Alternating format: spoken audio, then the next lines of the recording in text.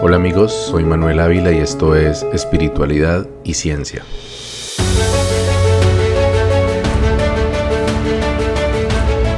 Mi padre fue uno de los millones de colombianos que tuvo que huir de su pueblo natal por culpa de la guerra.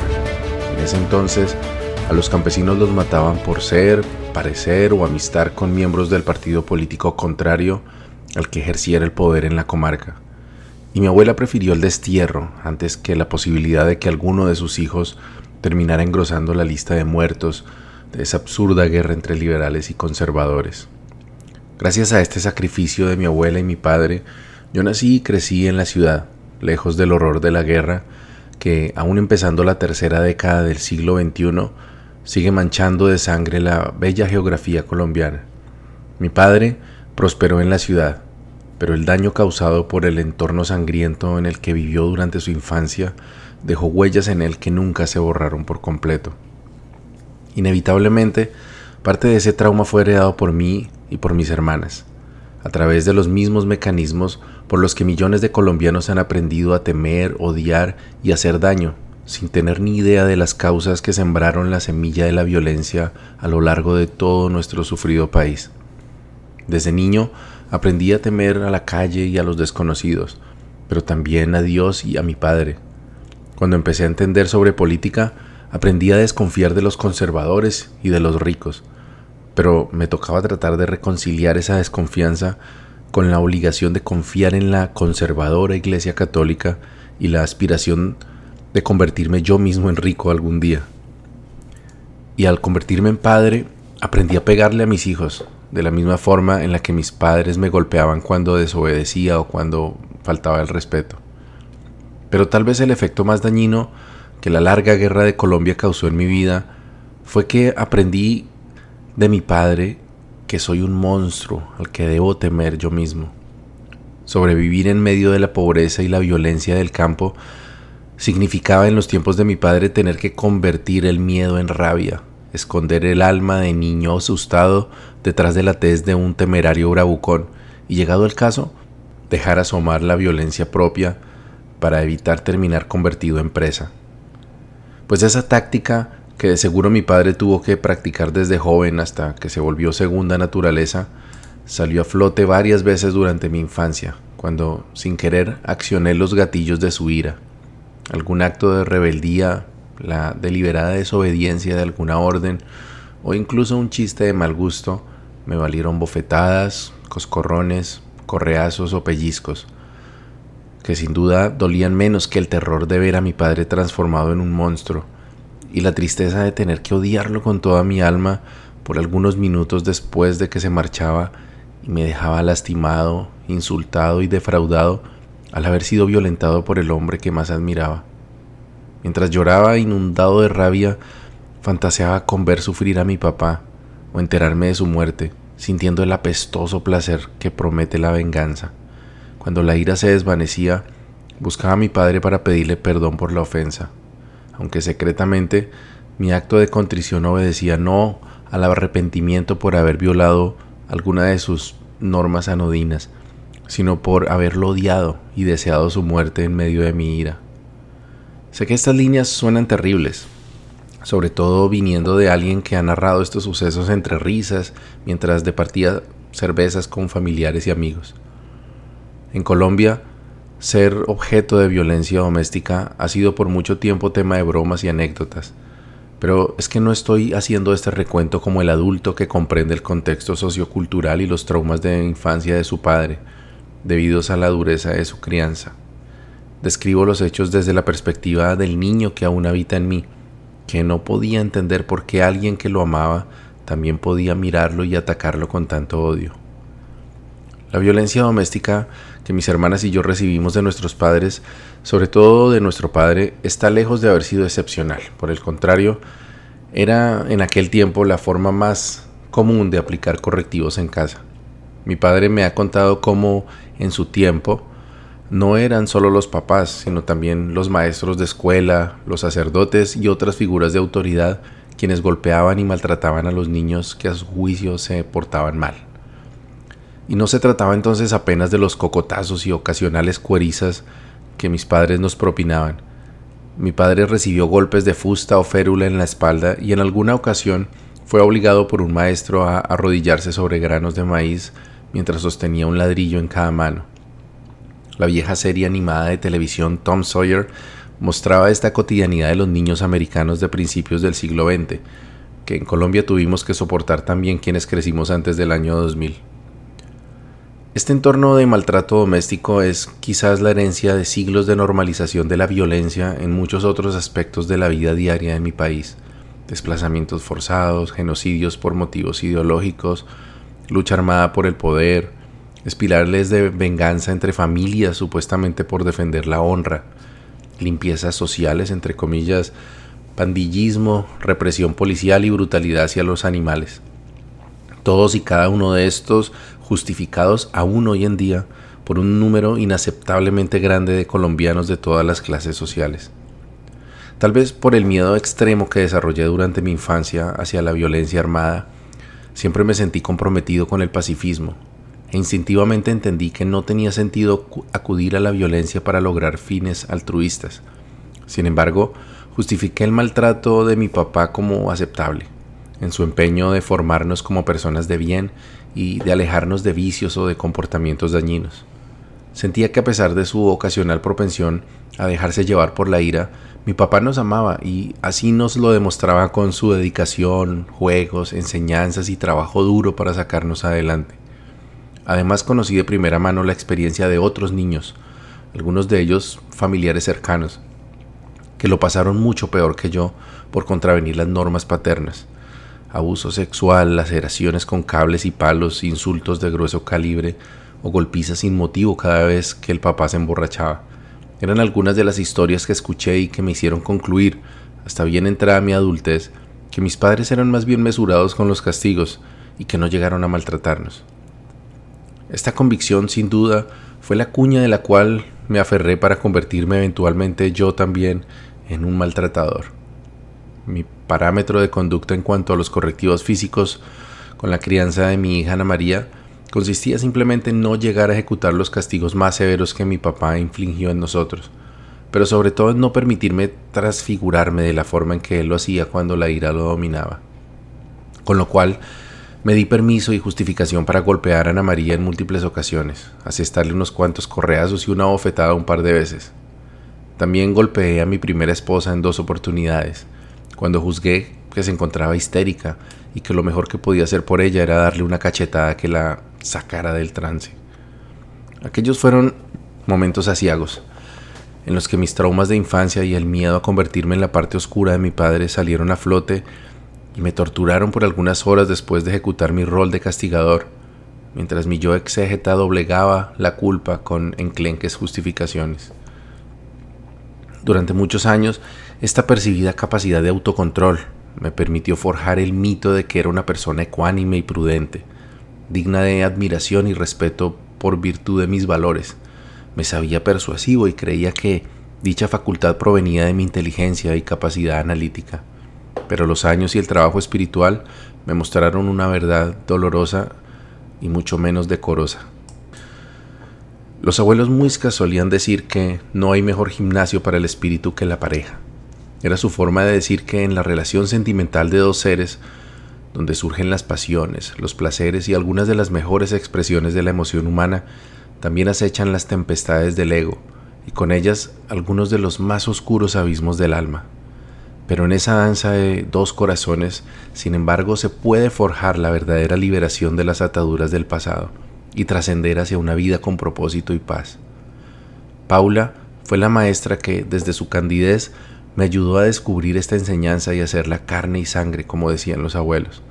Ella, cómo no, también fue víctima de maltrato durante su infancia, pero no como mis hermanas y yo, que sufrimos maltrato físico pero no emocional. Paula, en cambio, lo que tuvo que sobrellevar por los años de su infancia, allende la separación de sus padres y la ausencia paterna, fue maltrato emocional, en su casa y en su colegio, lo cual a la postre la llevó a abandonar su casa con apenas 18 años y aventurarse en una ciudad lejana y distinta. Al poco tiempo de conocer a Paula, su apariencia dulce y suave dio paso a una faceta inesperada a la que pronto tuve que acostumbrarme. La bella rubia era también una temperamental mujer que no intentaba siquiera contener sus impulsos coléricos cuando se sentía vulnerada. Habiendo crecido en un barrio popular de Medellín, Paula hacía uso también, durante esos trances de ira, de un nutrido lenguaje soez que para mí era totalmente ajeno e inapropiado. Sin embargo, lo que eventualmente llegó a convertirse en un punto de quiebre para nuestra relación fue que, si la situación escalaba, Paula podía llegar a hacer uso de la agresión física contra mí. La primera vez que sucedió, me aló del cabello con fuerza hacia atrás ante la mirada impávida de mi hermana Laura. La segunda vez, durante una discusión en nuestra habitación, comenzó a golpearme en el pecho con los puños y yo como reacción la tomé con fuerza de las muñecas y la lancé sobre la cama. Ante esta situación, desde luego yo asumí la posición de superioridad moral y como tal le di el ultimátum de que si aquellos avances se repetían, eso sería el final de nuestra relación. También implementé otras medidas de forma unilateral, como colgarle inmediatamente el teléfono o irme de la casa si ella acudía a insultos o gritos en mi contra. Y debo decir que las sanciones que apliqué surtieron efecto. Paula estaba tan comprometida con nuestra relación que se mordió la lengua, aprendió a alejarse cuando sentía ganas de golpearme y reemplazó la agresividad por largas cantaletas, de las que solamente salíamos después de un par de horas de discusión y cansancio mutuo. Pero nada de eso sanó sus heridas, ni llenó su soledad, ni la conectó conmigo. A pesar de sus esfuerzos, la presión que sentía por dentro seguía estallando de vez en cuando, pero ya no tenía una válvula de escape para liberarse, así que los puños y los insultos fueron reemplazados por las lágrimas y el silencio. Mi ego inflamado me decía que yo actuaba con justicia y que eventualmente Paula se convertiría en una mujer justa como yo, pero mi ecuanimidad y aparente calma ocultaban un oscuro secreto. Paula y yo éramos dos caras de una misma moneda, víctimas y victimarios, partes del interminable ciclo de violencias que azotan el país de guerras que nos parió. Paula fue maltratada emocionalmente y ella creció jurando que no se convertiría en alguien que abandona y apoca como sus padres, pero entonces el dolor se convirtió en agresividad física, irascibilidad y tormentas de palabras. Yo fui maltratado físicamente y crecí jurando que no me convertiría en alguien que golpea y asusta como su padre, pero entonces el dolor se convirtió en agresividad emocional, habilidad para herir con palabras suaves y para confundir. Cuando por fin hice la tarea que el abuelo Suagagua me enseñó de observarme de instante en instante, analizando hasta la más mínima emoción, cada pensamiento, cada palabra que saliera de mi boca, me di cuenta de que detrás de muchos de los episodios de agresividad de Paula había una sutil frase hiriente de mi parte, dirigida en contra de sus puntos más débiles. Detrás de muchos de sus momentos de tristeza había una solapada frase que le decía, lanzada para hacerla sentir culpable por algo que hubiera dicho o hecho. Detrás de muchas de mis supuestas frases tranquilizadoras y de reconciliación estaba la intención oculta de que quedara claro que la culpa era suya y que yo no era más que una víctima de sus insuficiencias. No fue fácil llegar a esta comprensión. Primero hubo negación, luego incredulidad y finalmente miedo. No podía ser, si yo era esencialmente bueno, que detrás de muchas de mis actitudes y acciones hubiera tan mezquinas motivaciones. Pero entonces la caja de Pandora se abrió y pude ver con claridad por primera vez el rostro del monstruo que habitaba dentro de mí, que durante tantas ceremonias de yagé se mostró como el mismísimo Satanás poseyéndome y llevándome por el camino del mal. Recordé la malicia con la que manipulaba o trataba de manipular a mi hermana Julia para que cayera en alguna de mis bromas infantiles o se adjudicara la culpa de alguna de mis impertinencias. Pero sobre todo me di cuenta por primera vez de la sevicia con la que abusaba del cariño y admiración de mi hermana Laura para generar su ira y divertirme con ella, o para ignorar sus necesidades cuando éstas no coincidían con mis caprichos. No creo haber sido un mal hermano todo el tiempo, pero sin duda lo fui en demasiadas ocasiones. Siendo adolescente y revestido ya del insoportable ego que formé como coraza y como espada, no hice más que juzgar a mis hermanas, sobre todo a Laura, y ser perfectamente ausente cuando quiera que me necesitaran. Luego vinieron mis parejas, mujeres de buen corazón y almas machacadas por sus propios maltratos de infancia, quienes se convirtieron en las nuevas víctimas del diablo que yo y todos los hombres Lucifer llevamos en las tripas. A la madre de Ana María la usé, la obligué a parir y descarté cuando tuve una nueva entretención.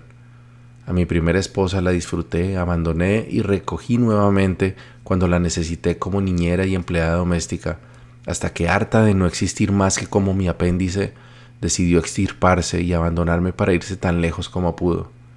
Luego vinieron 5 años de más oscuridad, durante los cuales dejé a mi hija al cuidado de su madre, mi madre y mis hermanas, mientras yo conquistaba, engañaba, utilizaba y descartaba mujeres desdichadas,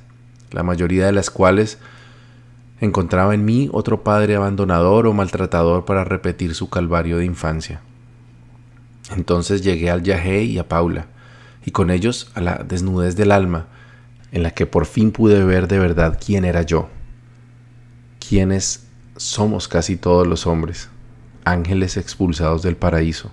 mitad luzbel y mitad demonio, haciendo daño y confundiendo, hasta que quizás algún día, por algún azar, podamos a través del amor despertar de nuestra inconsciencia y encontrar dentro de sí la esencia de la divinidad olvidada y con ella el retorno al paraíso perdido. Aceptar que en realidad había en mí un monstruo me tomó demasiado tiempo. La fase de negación se prolongó más de la cuenta, debido a la terquedad de mi ego de hombre perfecto y elegido espiritual. Algo que me ayudó un poco a aceptar esta terrible verdad fue entender que no soy un caso especial, sino tan solo uno entre miles de millones de ángeles caídos buscando su redención. No digo que las mujeres estén libres de sus propios demonios, pero no soy mujer, así que no me corresponde hablar de su mundo interno. Uno de los aspectos más difíciles de esta comprensión fue darme cuenta de que lo que yo siempre percibí como admiración y respeto hacia mí, casi siempre fue en realidad miedo. Mi hija Ana María, que ha sido también una gran compañera en este viaje de descubrimiento, es la única persona que me ha dicho con tranquilidad que a veces siente miedo de mí. Me ayudó a comprender que esa faceta implacable, destructora y violenta que habita dentro de mí, que igual puede abofetear, humillar o abandonar, se asoma detrás de mi sonrisa característica y mis buenas maneras. Jordan Peterson, el famoso psicólogo canadiense, que con sus conferencias en YouTube me ayudó a darle forma a esta narrativa del monstruo que soy, dice que para lograr transformar e influir hay que reconocer ese monstruo y dominarlo. Lo resume bien con esta frase suya: un conejo no tiene ninguna virtud, no puede hacer nada aparte de dejarse devorar, no es virtuoso. Si eres un monstruo y no actúas monstruosamente, entonces eres virtuoso. Los mayas compartían esta visión, si bien con una alegoría menos perturbadora. Según el Camino Rojo, el encuentro con el nahual es el reconocimiento, amaestramiento y dominación del animal interno, una epopeya que ha sido adaptada con frecuencia por el cine y la literatura y que poco a poco comprendí como la naturaleza de mi proceso de crecimiento espiritual. El esfuerzo que sobrevino al entender esta realidad, y que seguramente me tomará el resto de mi vida, es el de reconciliarme con ese animal interno y ponerlo al servicio del amor y no del ego, de sanar y no de causar heridas, de acompañar y no de abandonar. La coexistencia de un posible ser consciente y divino con un primate instintivo y depredador no es desde luego un drama exclusivo de mi vida o de los hijos de este sufrido territorio nombrado Colombia o América Latina, sino de todos los Homo sapiens que dominamos el planeta Tierra. Sin embargo, a juzgar por las estadísticas históricas de asesinatos, violaciones, desplazamiento forzado, secuestro, desapariciones, feminicidios, maltrato animal y otro sinnúmero de vejámenes, Colombia ocupa un deshonroso lugar en el podium de naciones en las que la vida en general y la integridad humana en particular no valen nada. La narración de mi camino espiritual ha sido sobre todo un reconocimiento de esas violencias que rodearon la primera parte de mi vida, las que marcaron mi crecimiento y las que yo mismo perpetré hasta que el camino espiritual me puso de frente con ellas, para comprenderlas y decidir por fin cómo reconciliarme con ese pasado que ya nunca podré cambiar, y transmutar mi violencia para asegurar un futuro en paz posible y necesario. Coincidencialmente, mientras yo recorría esta búsqueda de sanación interna, Colombia parecía estar transitando un camino similar colectivamente. El gobierno guerrerista de Álvaro Uribe Vélez, entre 2002 y 2010, se empeñó en destruir a la insurgencia armada, redoblando el gasto militar y concediendo premios y ascensos a las unidades del ejército que más bajas en combate reportaran. Como resultado, no solo se intensificaron los operativos reales contra las FARC y el ELN y otros grupos alzados menores, sino que, fruto de esos incentivos, miles de militares emprendieron un sistemático genocidio de civiles inocentes para hacerlos pasar por combatientes de la guerrilla y así engrosar artificialmente sus indicadores de guerra. El resultado de esa barbarie, que fue bautizada con el eufemismo de falsos positivos, fueron 6.402 asesinatos de inocentes, incluyendo campesinos, indigentes, menores de edad e incluso discapacitados, cuyas vidas fueron canjeadas por ascensos, fines de semana libres y condecoraciones. Al mismo tiempo, cientos de unidades paramilitares asediaban los campos de Colombia, masacrando campesinos, extorsionando comerciantes y desapareciendo pueblos enteros con retroexcavadoras, después de haber exterminado con motosierras y machetes a sus habitantes. El jefe de uno de esos grupos paramilitares fue quien años atrás ordenó el asesinato de Jaime Garzón, ese simpático humorista cuya muerte en agosto de 1999 nos conmocionó hasta las lágrimas y selló el inicio del baño de sangre y terror que nos esperaba en la década siguiente. Las guerrillas colombianas también intensificaron su máquina de guerra y siguieron secuestrando comerciantes y políticos, emboscando policías y esporádicamente secuestrando ciudadanos de a pie en las carreteras del país, a quienes les hacían un rápido estudio de crédito y si determinaban que tenían alguna propiedad a su nombre o algún ahorro importante, los retenían hasta que su familia accedía a pagar alguna cantidad, que podía ser incluso desde algunos pocos de miles de dólares en adelante. Esta práctica, que se le conoció como pescas milagrosas, se convirtió en el terror de la clase media de mi país, que ahora se sentía prisionera en las ciudades. Y fue uno de los factores que más pesó en el hastío que el público en general acumuló por las guerrillas izquierdistas y que, junto con los actos de barbarie que cometían, ampliamente difundidos por los medios de comunicación, hicieron que la mayoría de los colombianos ignoraran o incluso apoyaran la barbarie del paramilitarismo y los abusos del ejército, considerándolos como males necesarios para erradicar por fin la peste del comunismo, del socialismo, izquierda o cualquier otro calificativo que la prensa oficialista usara para referirse a todo aquello que se alejara de la doctrina de la seguridad democrática, que es como el gamonal en jefe Álvaro Uribe bautizó a su cruzada autoritaria neofeudalista. En 2010,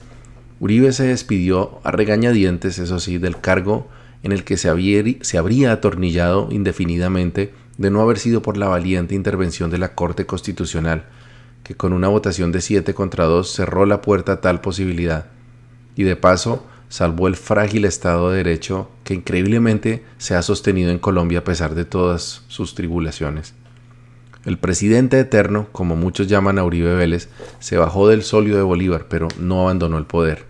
En su reemplazo se aseguró de dejar a uno de sus alfiles más cercanos, a quien mal juzgó como el seguro continuador de sus políticas de guerra y exterminación de sus contradictores. Después de 8 años de guerra sin cuartel, hay que reconocerlo, las guerrillas colombianas se encontraban más débiles que nunca y su popularidad en el punto más bajo de la historia. Sin embargo, no estaban derrotadas y, como sobrevivientes que son, los guerrilleros habían logrado adaptarse a la recia arremetida del Estado y aún podían reorganizarse y prosperar gracias a la ausencia de la presencia estatal en gran parte del territorio colombiano y los abundantes ingresos por sus actividades ilícitas y relacionadas con el narcotráfico. Pero lo más grave, al término de la era Uribe, no era que la guerrilla siguiera viva y coleando, sino que ahora los paramilitares cogobernaban en gran parte del país y se habían convertido en élites sociales, políticas y económicas en muchos departamentos. El narcotráfico también prosperaba como nunca y una nueva generación de campesinos desplazados, víctimas de la violencia y despojados, amenazaban con reencauchar el interminable ciclo de venganzas que convirtió a Colombia en uno de los países más violentos del mundo. Entre 2010 y 2012, yo vivía la parte más intensa de mi camino espiritual, enfrentando mis demonios, reconociendo mi monstruo interno y agonizando en el yagé con las imágenes de la guerra que no viví directamente, pero que había penetrado cada una de mis células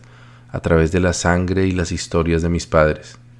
El resto de Colombia, por su parte, hacía la catarsis de una década más de odios y muertes, que se sumaba a las 5 anteriores desde el asesinato de Jorge Eliezer Gaitán en 1948.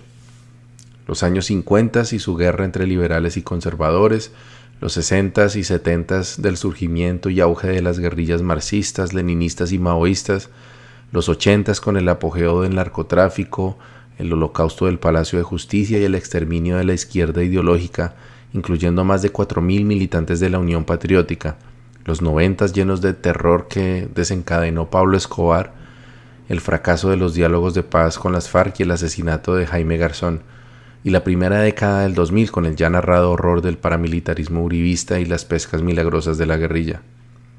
Entonces, en 2012, año en que los esoteristas esperábamos un ascenso en la conciencia planetaria,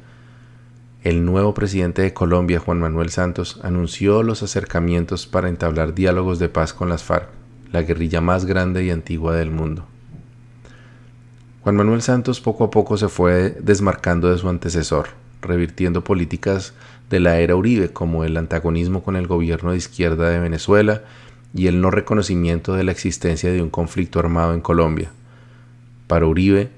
las guerrillas no tenían ninguna validez como interlocutores políticos y cualquier negociación con ellos se debía limitar a un sometimiento a la justicia. La realidad, tosuda como es, reflejaba en cambio algo distinto. En gran parte del territorio colombiano, la única autoridad y ley era impartida por las FARC, el ELN, el EPL o ahora por algunos grupos paramilitares. Aunque sus métodos eran primitivos, autocráticos e insostenibles, innegablemente llenaban un vacío de poder en comunidades históricamente olvidadas por el Estado. Así pues, Santos inició un proceso de paz con las FARC, que se extendería por 4 años más, y que por sí mismo desescaló la espiral de violencia que en 2010 parecía inatajable, reduciendo por primera vez en muchos años casi todos los indicadores de violencia de Colombia, incluyendo masacres, desplazamientos, desapariciones forzadas y asesinatos, particularmente de combatientes tanto insurgentes como militares y policías. La comunidad internacional se volcó a apoyar el proceso de paz y las comunidades más vulnerables del país celebraron lo que parecía ser el inicio de un nuevo amanecer para Colombia. Pero Álvaro Uribe, su grupo político y casi todos sus seguidores se convirtieron en los peores enemigos del proceso. Para casi todos ellos, aquello no era más que un estratagema de la guerrilla para recuperarse del colapso sufrido durante el gobierno de Uribe, y la negociación solo les abriría un espacio político que consideraban que no tenían ni merecían. A pesar de la férrea oposición del uribismo, la mayor parte del país acompañó el esfuerzo, toleró las impertinencias de algunos de los líderes guerrilleros y se tragó algunos sapos, con la esperanza de ver surgir la tan anhelada paz, o al menos el final de una parte de la guerra que tanto daño había causado. Con el nacimiento de Luciana, mi segunda hija, comprendí que tenía que hacer todo lo que estuviera a mi alcance para impedir que ella tuviera que lidiar con esa pesada carga de la guerra que yo había recibido de mis padres y ellos de los suyos, y así desde quién sabe cuándo. El proceso de paz se convirtió entonces en una obsesión personal y lo puse al centro de mis esfuerzos chamánicos y sociales. En nuestros círculos de palabra conversábamos sobre la paz y enlazábamos el proceso de La Habana con nuestro propio proceso individual y grupal. Para la mayoría, o más bien todos los caminantes de la espiritualidad que conocí en esos años, el proceso de paz era la realización de un sueño colectivo y quizás, en parte al menos, el resultado de años de ceremonias, pagamentos y limpias en el territorio por parte de abuelos, taitas, mamos, sabedores y sus comunidades. El abuelo Luis y yo hablamos con frecuencia sobre los avances del proceso y ofrecíamos nuestra penitencia durante las tomas de yagé a las que asistíamos, con la esperanza mística de que nuestros ancestros, los seres espirituales del territorio y la voluntad conjunta de todos los seres conscientes que lo habitan, recibieran ese pagamento y consumaran la firma de un acuerdo de paz entre el Estado y la guerrilla. Mientras el presidente Santos, la cúpula de las FARC, los delegados del Estado, las ONG y los representantes de la comunidad internacional discutían lentamente los 6 puntos del acuerdo en La Habana, cientos de taitas, indígenas, esoteristas y místicos ceremoniábamos y ritualizábamos, al igual que seguramente miles de católicos y religiosos de otras religiones oraban y rezaban por la paz de Colombia. Nunca sabremos si todos esos rezos y rituales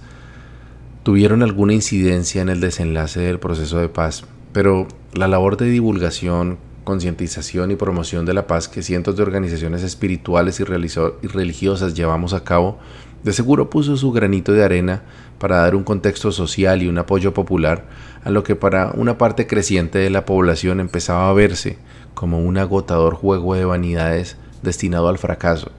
al igual que el del proceso de paz de San Vicente del Caguán, que se llevó a cabo entre 1998 y 2002 y que desembocó en la primera presidencia de Álvaro Uribe. La opinión popular se había cansado después de 4 años de un proceso que se estimaba que duraría unos 2 años como mucho. En las ciudades era poco lo que había cambiado, aparte de que empezaban a verse por las calles a los guerrilleros inactivos que el Estado mantenía y protegía mientras el proceso de paz avanzaba. Algunos pocos de esos guerrilleros, es cierto, robaban y causaban disturbios ocasionalmente, además de que la seguridad ciudadana seguía sufriendo de los mismos males de siempre: pandillas, asaltos a mano armada, cosquilleo en el transporte urbano, venta de estupefacientes en las calles. En cualquier caso, los colombianos de ciudad no percibían ningún beneficio del proceso en sus vidas diarias. La única diferencia ostensible en Bogotá se vivía en los pasillos del Hospital Militar Central, donde se tenía la menor ocupación de las últimas décadas y por primera vez no escaseaban las unidades de sangre para atender a los soldados mutilados y malheridos que antes ingresaban por montones, provenientes de todos los rincones de Colombia. En las regiones las cosas eran muy distintas. La gente podía movilizarse por las carreteras sin el miedo a las pescas milagrosas y sin la necesidad de carros armados y tanques de guerra en grotescas caravanas militares con los que Uribe invitaba a los colombianos a vivir Colombia y viajar por ella. Pero lo más importante era que la ausencia de enfrentamientos entre el ejército y las guerrillas había parado el derramamiento de sangre de inocentes, víctimas colaterales del conflicto. Pero desafortunadamente esos logros del proceso de paz apenas sí eran difundidos por los medios de comunicación masiva, y en las cada vez más omnipresentes redes sociales, las poblaciones marginales brillaban por su ausencia. En cambio, cada vez más activistas citadinos de sofá, pro establecimiento, participaban en grupos de Facebook y hashtags de Twitter en contra del proceso de paz, desconociendo los logros cuyos beneficios solo disfrutaban los nadies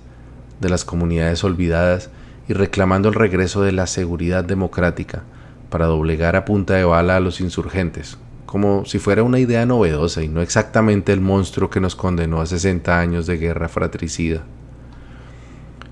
El 2 de abril de 2016,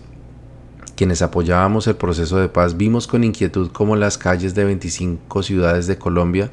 se llenaron de grupos de gente con camisetas blancas que gritaban «No más Santos, no más FARC». Las marchas fueron convocadas a través de grupos de Facebook creados por ciudadanos de las principales ciudades de Colombia, pero rápidamente fueron adoptadas por Álvaro Uribe y su nuevo partido político como una forma de reencauche, ya no como el adalid de la lucha contra las FARC, sino de la lucha en contra del proceso de paz, pero sobre todo en contra de su nuevo archienemigo, el presidente Juan Manuel Santos. Era claro que algo impensable un par de años antes era ahora totalmente posible, que la mayoría de la población colombiana se opusiera a un acuerdo de paz con una guerrilla que ningún gobierno pudo derrotar en 60 años. Quienes apoyábamos el proceso dimos por descontado que la paz era algo lo suficientemente bueno en sí mismo como para requerir demasiado apoyo. Nos quedamos con nuestros likes, nuestras ceremonias y nuestros rezos, mientras que los enemigos de la paz se estaban organizando y volviendo cada vez más sofisticados. Al proceso de paz se le estaba acabando el tiempo y había que hacer algo para salvarlo. Pero yo estaba muy ocupado con mi aventura con Diana y luego restaurando mi relación con Paula. Así que en momentos críticos para el proceso de paz me sustraje del activismo e incluso del chamanismo. Además, en septiembre de 2016 recibí la mala noticia de que nuestra reciente y compleja aplicación para una visa de trabajo en Estados Unidos había sido rechazada. Así que nuestro futuro, así como el futuro de Colombia, se encontraban en encrucijadas. Ante la creciente oposición al proceso de paz, el gobierno y las FARC agilizaron las negociaciones de los 2 puntos restantes del acuerdo y el 26 de septiembre en la ciudad de Cartagena, por fin, se llevó a cabo la anhelada firma de un acuerdo de paz.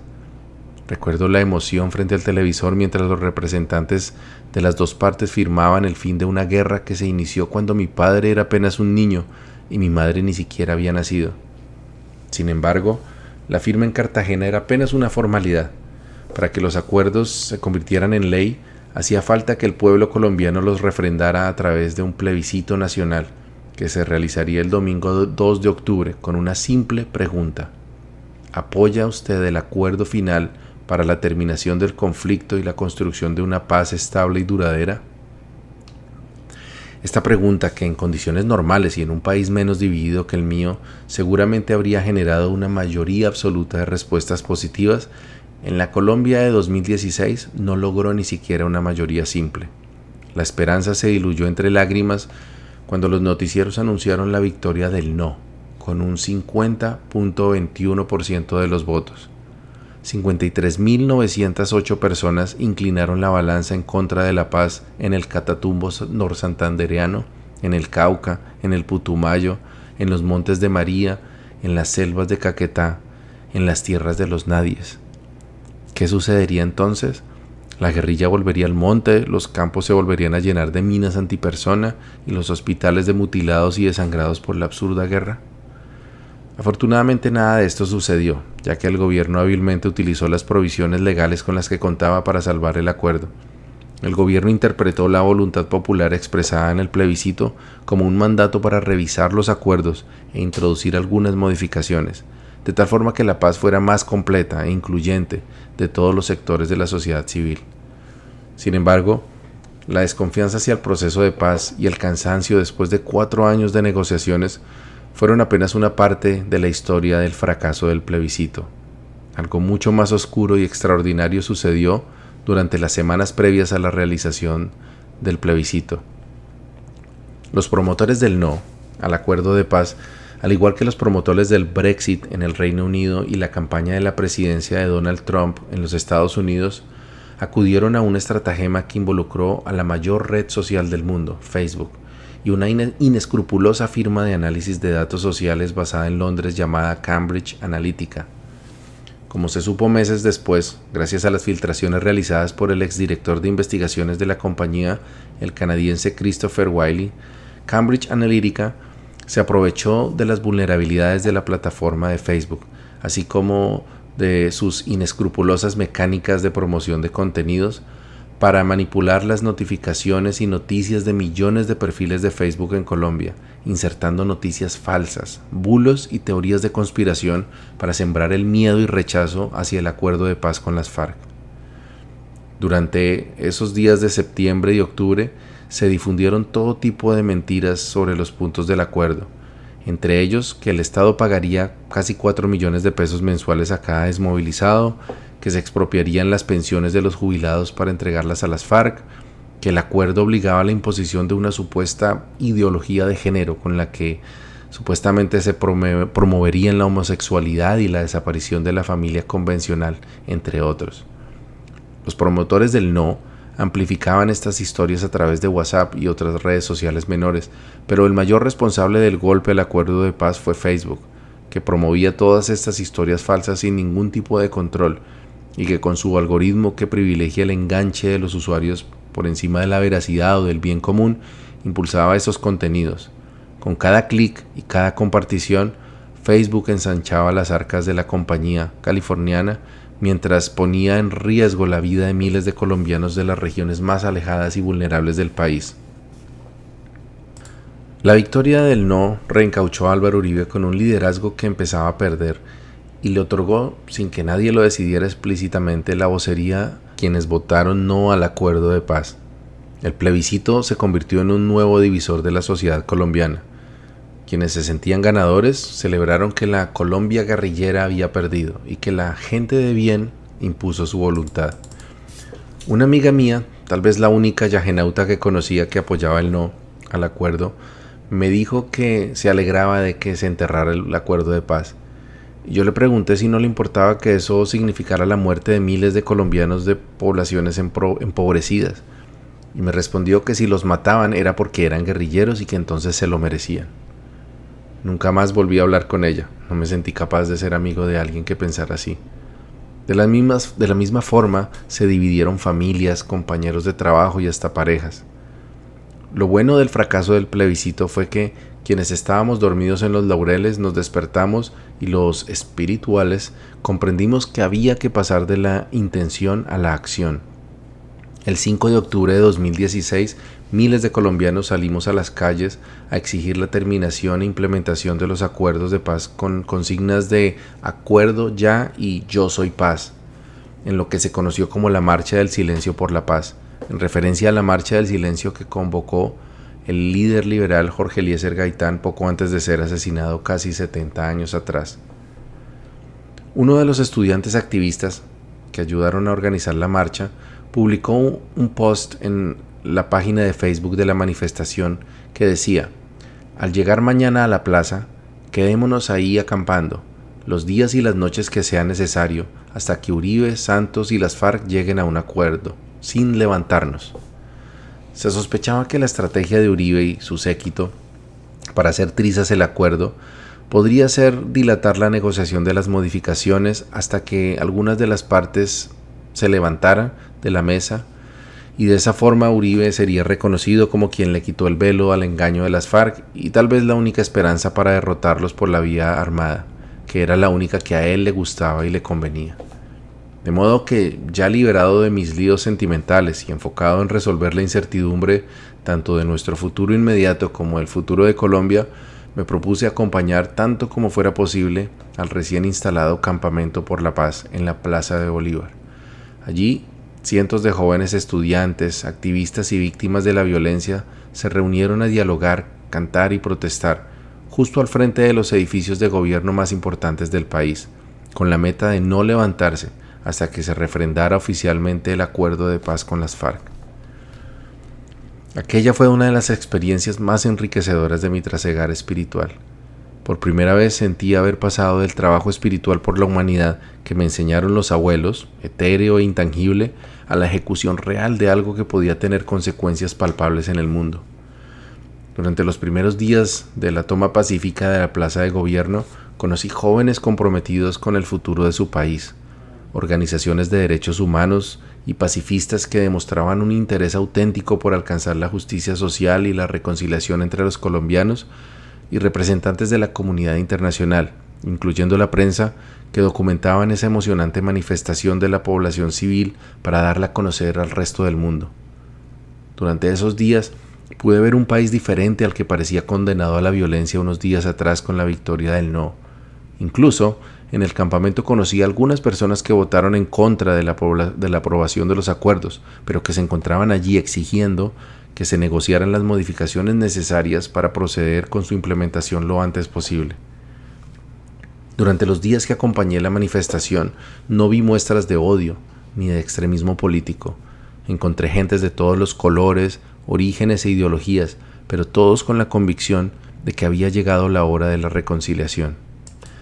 El momento más emotivo para mí fue cuando, durante uno de los muchos conversatorios en los que participé, un hombre de rasgos indígenas de unos 30 o 35 años pidió la palabra. Su nombre era Juan, y narró cómo hacía apenas unos 5 años hombres armados, probablemente pertenecientes a la guerrilla de las FARC, ingresaron a su casita en el campo, en algún municipio del departamento de Caquetá.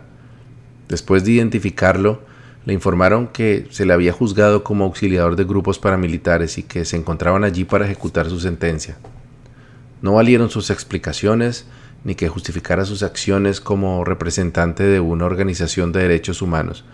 la cual buscaba la protección de los derechos de cualquier persona, sin importar su militancia. Para horror de Juan, el castigo no era su ejecución como él lo habría preferido. En cambio, los inhumanos guerrilleros procedieron a masacrar a su esposa, a sus 2 hijos y a sus padres. La peor pesadilla que puede concebir un ser humano se había hecho real para él, y la locura parecía ser la única salida posible. Juan no comprendió entonces por qué lo habían dejado vivo, sabiendo que podía haberse consagrado, como tantos miles antes que él, a la búsqueda de la venganza. Anheló la muerte por un tiempo y contempló el camino de las armas para buscar algo de paz en su mente, pero gracias al apoyo y cariño de personas claves que se aparecieron en su camino, decidió que lo único que le daría tranquilidad sería que se lograra la paz en su región, para que nadie más tuviera que sufrir nunca el infierno por el que él estaba pasando. Así pues, Juan se vinculó a uno de los tantos grupos de víctimas de la violencia en Colombia y desde ahí ofreció su vida y sus manos para apoyar el proceso de paz en La Habana, lo que lo llevó al Campamento de la Paz, lugar del que no pensaba marcharse hasta que el gobierno y los alzados en armas firmaran el acuerdo para dar fin a la guerra.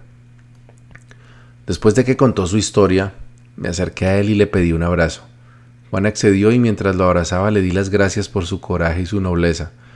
Le prometí que algún día contaría su historia y que desde donde estuviera también contribuiría para que la muerte de sus hijos y el resto de su familia no fuera en vano. Él también se conmovió y me dio las gracias por el abrazo y por acompañar la lucha por la paz. Cada vez que escucho que alguien afirma que no se debe perdonar a quienes hicieron tanto daño, recuerdo a Juan y pienso que si él pudo perdonar, todos los demás tenemos la obligación de hacerlo. Poco a poco siguieron llenando la plaza más víctimas de la violencia, más delegaciones indígenas y marchantes provenientes de distintos lugares del país. Yo sentí que mi presencia en el campamento había cumplido su propósito y me convencí de que las ciudadanías que seguían llegando representaban mejor que yo a esa Colombia olvidada que ya no estaba dispuesta a dejar pasar la oportunidad de la paz. Así pues, el 12 de octubre de 2016 me despedí del campamento con un último encuentro memorable, esta vez con un famoso activista nariñense, el profesor Gustavo Moncayo. 9 años antes, cuando su hijo el cabo Pablo Emilio Moncayo llevaba ya 10 años secuestrado por las FARC, el profe emprendió una caminata de más de 800 kilómetros desde Sandoná, su población natal, hasta Bogotá, exigiendo el canje humanitario de guerrilleros prisioneros por militares secuestrados. Felizmente, sus esfuerzos fueron fructíferos y ayudaron a que el canje se llevara a cabo y se consiguiera la liberación de su hijo. Pero el caminante por la paz decidió no dejar de caminar, sino aprovechar su fama para seguir caminando por la liberación de todos los demás secuestrados y eventualmente por la realización de un acuerdo de paz entre las FARC y el gobierno. Como no podía ser de otra manera, el profesor Moncayo se hizo presente en el campamento por la paz y nos compartió su sabiduría y su cariño, mostrándose como un simple campesino que había decidido tomar el control de su destino y hacer lo que pocos se atreven: actuar. El 12 de noviembre, el gobierno y las FARC lograron un nuevo acuerdo de paz que incluía algunas de las propuestas introducidas por la delegación de partidarios del no al acuerdo inicial. No hubo la fiesta nacional que habría cabido esperar después de que un nuevo acuerdo incluyente de aún más sectores sociales llegara a feliz término. Con apego a la tradición colombiana de no alegrarse con la victoria a no ser que alguien más sea derrotado, los promotores del no alegaron que habían sido engañados y sus propuestas desplumadas hasta quedar convertidas en inanes retoques al acuerdo inicial. En el Campamento por la Paz, la celebración también duró poco, ya que ese mismo día el alcalde mayor de Bogotá ordenó a la fuerza antidisturbios de la policía desalojar inmediatamente a quienes se encontraban en la Plaza de Bolívar. A regañadientes, los líderes de las marchas acataron la orden y se marcharon sin oponer resistencia. Con la firma de la paz, sentí que se había cerrado un ciclo no solo para el país, sino para mi vida. También me llenó de humildad el conocer tantas personas que de verdad trabajan para lograr cambios en la humanidad. En realidad me sentí un poco ridículo por haber creído por tanto tiempo que con mis revolcadas en yagé y pagamentos tradicionales estaba de alguna manera ayudando a lograr la paz no solo en Colombia sino en el mundo entero. Recordé esa toma de yagé en la que tuve la visión de ser una mujer aterrorizada durante la masacre de los paramilitares en El Salado en febrero del 2000. Siempre creí que con mi penitencia anteogénica de un par de horas había ayudado a sanar de alguna manera a las víctimas de ese horror, pero el Campamento por la Paz me mostró que solamente el abrazo que le di a Juan después de que compartió su historia podría considerarse un acto espiritual verdadero. Solamente guerreros espirituales como el mismo Juan o el profesor Moncayo podrían alardear de sus contribuciones mayúsculas a la paz de Colombia. Podrían, pero no lo harían, porque en ellos la humildad brillaba como el oro de los auténticos guerreros de la sabiduría. Después de esta experiencia, no podría volver a sentarme en círculos de palabra y pretender que unas bocanadas de humo de tabaco o unas invocaciones místicas por sí mismas lograrían la transformación que el mundo necesitaba. Pensé en Paula, en mi hija Ana María, que acababa de cumplir la mayoría de edad, y en mi pequeña Luciana, de tan solo 1 año, y concluí que, frente a la incierta efectividad del esoterismo, mi apuesta más segura sería concentrarme en continuar mi propia sanación, para no tener que condenarlas a ellas a seguir llevando la carga del trauma generacional del que necesitaba deshacerme. Para lograrlo, Paula y yo decidimos que lo que más nos facilitaría la tarea sería aprovechar la coyuntura para buscar un mejor lugar en el cual criar a nuestros hijos y que no tuvieran que crecer en medio de tanta división, animosidad y odios como los que se respiraban en Colombia, a pesar de la firma de paz, particularmente como resultado de la horrible campaña de desinformación conducida por los detractores del proceso de paz y posibilitada por Facebook y su máquina de perfilamiento y manipulación emocional.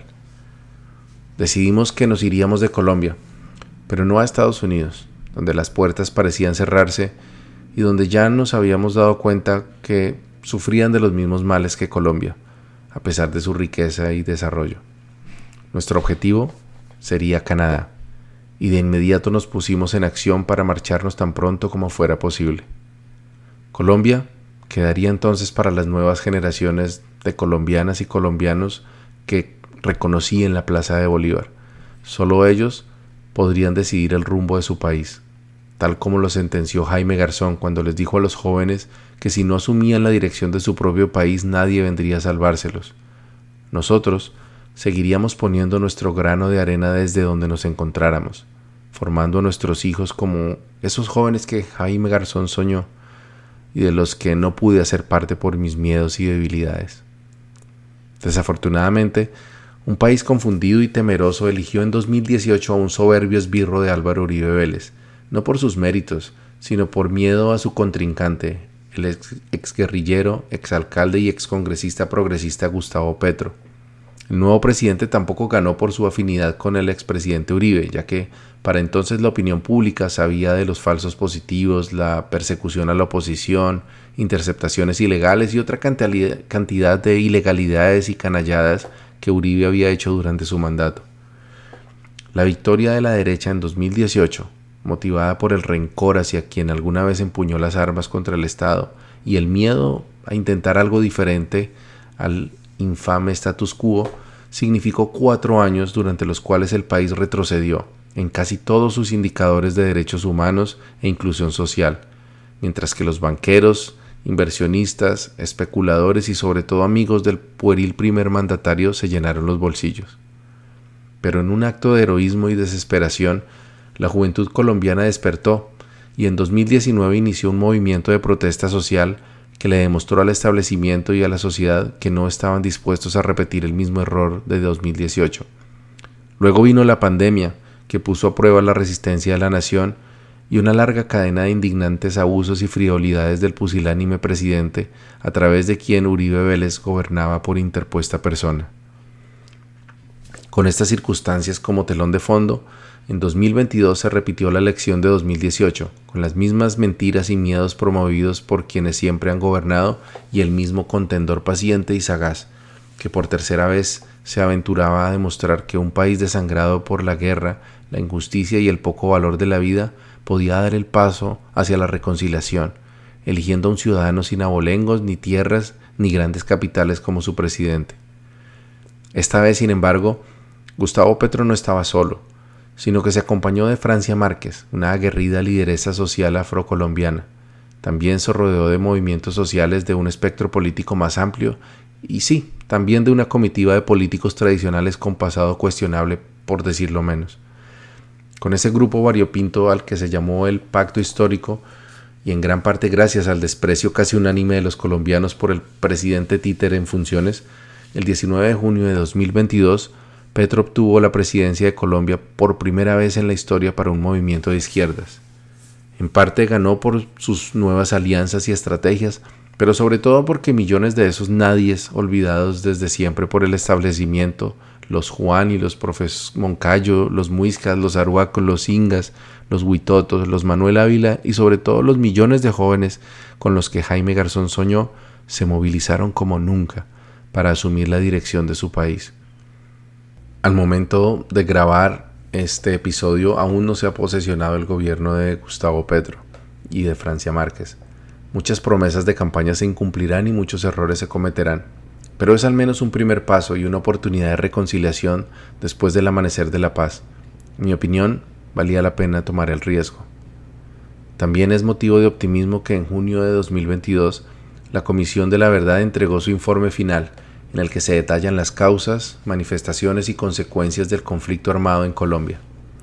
La comisión, que es parte del Sistema Integral de Verdad, Justicia, Reparación y No Repetición, fue creada como parte de los acuerdos de paz de 2016 y entre 2018 y 2022 investigó, analizó y documentó testimonios de más de 3.000 víctimas del conflicto armado en Colombia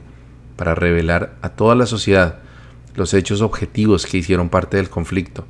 las responsabilidades de las partes combatientes y civiles, y también formuló recomendaciones tendientes a impedir que el conflicto se repita, no solo en Colombia, sino en cualquier parte del mundo. Así como mi país tuvo que pasar por la horrible noche del paramilitarismo entre 2000 y 2010 para poder reconocer el tamaño de sus heridas y enfilarse hacia un proceso de sanación de su tejido social, yo tuve que pasar por mi propia noche oscura del alma antes de poder comprender la naturaleza de mis heridas y dejar mis traumas atrás definitivamente para poder iniciar una nueva vida en Canadá. El proceso no fue fácil, pero como en el resto de mi camino, el aprendizaje fue invaluable y profuso. Buen camino y buena brisa.